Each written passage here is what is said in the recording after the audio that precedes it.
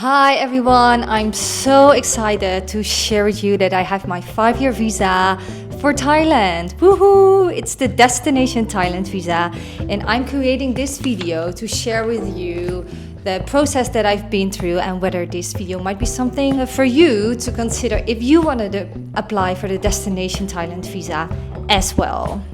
I'm a Dutch citizen applying in the Ho Chi Minh Embassy of Vietnam. So I think that's good to know for determining the process. So let's start with this video and with the general rules for this exciting new visa. For who is this new Destination Thailand visa? They aim to attract freelancers, digital nomads, and remote workers and foreign talent. Another category is the soft power, which I will tell more about in a bit. And another category is the spouse or the dependent from someone who has a DTV. What do you get for this visa? In general, it's a 5-year visa and it gives you 180 days per stamp, which means that you can get into the country, get 180 day stamp, and when you leave and come back in again, you get a 180 day stamp again. This is called like a multiple entry visa because you can come in and go out as many times as you want. The thing is, once you're in Thailand and you stay here for 180 days and you would like to extend it, that is possible for one time once you're in the country, which means if you have like 180 degrees days, you can extend it with another 180 days in the country. And what I heard that this is probably gonna cost around 1,900 baht, but I cannot confirm that as I don't know. So what is the price of this visa? Officially they say it's 10,000 baht, which is equal to 250 euros. I think that's a really good deal for a 5-year visa, but in reality it's a little bit different. They mostly charge different prices per embassy, and as I will tell you later, what I paid for the visa in Ho Chi Minh City. Check out on the embassy you want to apply how much the visa costs, because it can differ. What documents are they gonna ask? Officially, for the general rules speaking, they ask a visa form and a photograph. For the workation category, they ask like an employment contract, or are gonna ask for a portfolio to prove that you're a freelancer, or a remote worker or a foreign talent. Another thing is that they're gonna ask for a bank statement which has an end balance of 500,000 Thai baht or in another currency which is equal to that amount. For the soft power category, I don't really know yet. The soft power is like participating in Muay Thai, cooking class. What I also heard is that people got approved with like when they have a medical appointment or treatment going on.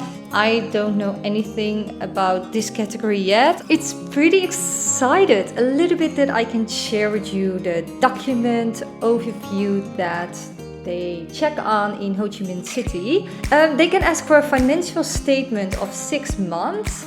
And I showed a personal account, and I think a personal account is required because they explicitly mentioned that on the paper. Also, they ask for your account balance, of course, at the moment of application. Another thing is that they ask for accommodation in Thailand. They ask for a flight ticket to get inside of Thailand.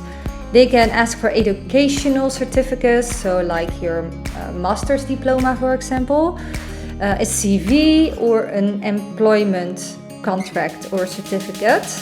Another thing is that they can ask for a criminal record, a POR 20, 30 of the last 3 months, or a POR Negordor 50 of the last year. I have absolutely no idea what this is. I also didn't file it.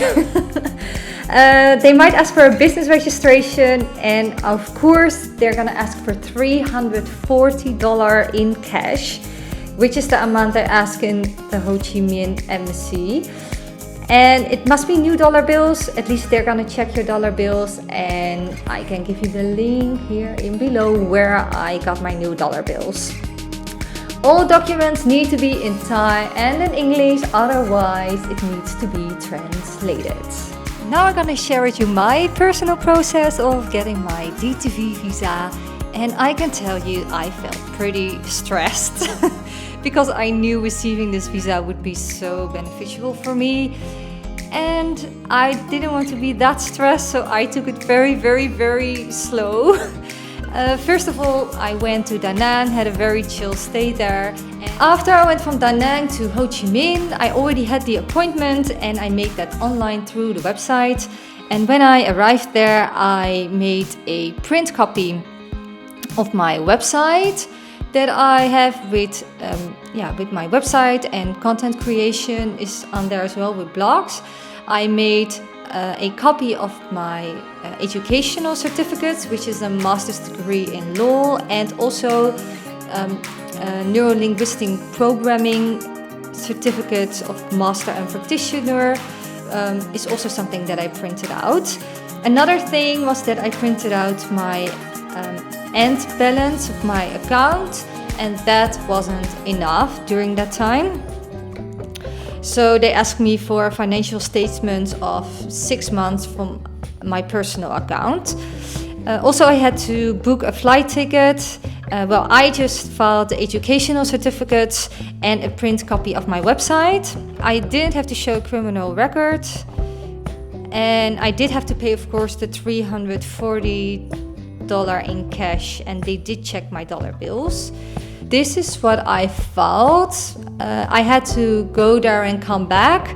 It took like 2 working days officially, but one day the Ho Chi Minh office was closed because of national holiday, I think a Thai holiday. And one day I was just so tired. And eventually they checked all my documents up front to see if it was good enough or not. And once they took it, they give you like a little paper that you can pick it up 2 days later on a certain timetable. And guess what? I lost the paper. I was like, really? So I had a very stressful morning, like very stressful. I was like, oh my God, they can make it so difficult for me now. But luckily they gave it to me. Well, oh my God. So this was a little bit of my personal experience. Some final things to consider if you apply. I had to apply offline because I was already in Southeast Asia.